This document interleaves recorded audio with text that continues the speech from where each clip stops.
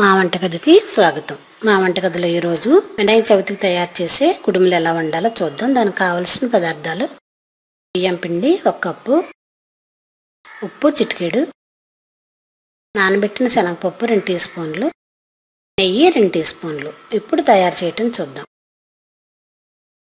ముందుగా స్టవ్ వెలిగించి ఒక గిన్నె పెట్టి దానిలో గ్లాసు నీళ్లు పోద్దాం. దీనిలోనే చిటికెడు ఉప్పు, 2 టీ స్పూన్ల నెయ్యి కూడా వేసి బాగా బాయిల్ చేద్దాం. ఇవి బాగా కాగిన తర్వాత ఈ నీళ్లు దీనిలో బియ్యం పిండి వేసి కలుపుదాం. ఉడుకుతుంది. దీన్ని బాగా కలిపి పక్కన పెడదాం. ఒక 2-3 నిమిషాలు పక్కన పెడితే చల్లబడుతుంది.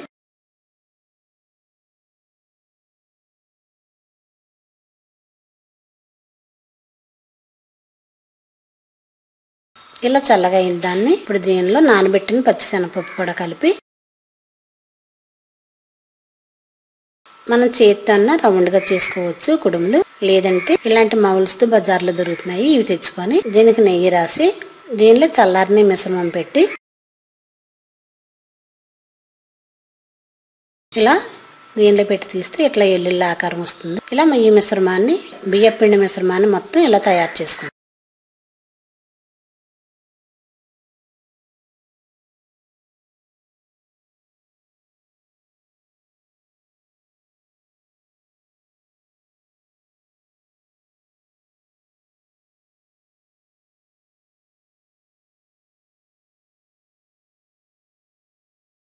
ఇలా మనకు కావలసిన పిండి మొత్తం చేసుకున్న తర్వాత ఒక గిన్నెలో నీళ్లు పోసి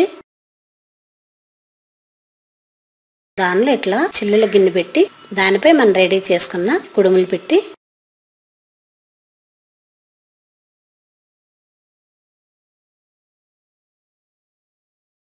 మూత పెట్టి ఒక 10 నిమిషాలు ఆవిరి మీద ఉడికించుకుందాం.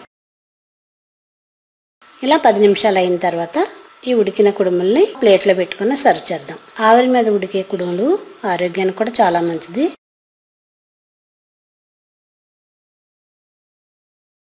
వినాయక చవితికి తయారయ్యే కుడుములు రెడీ. మరిన్ని వంటల కోసం మా వంటగదిని సబ్స్క్రైబ్ కాగలరు. ధన్యవాదములు.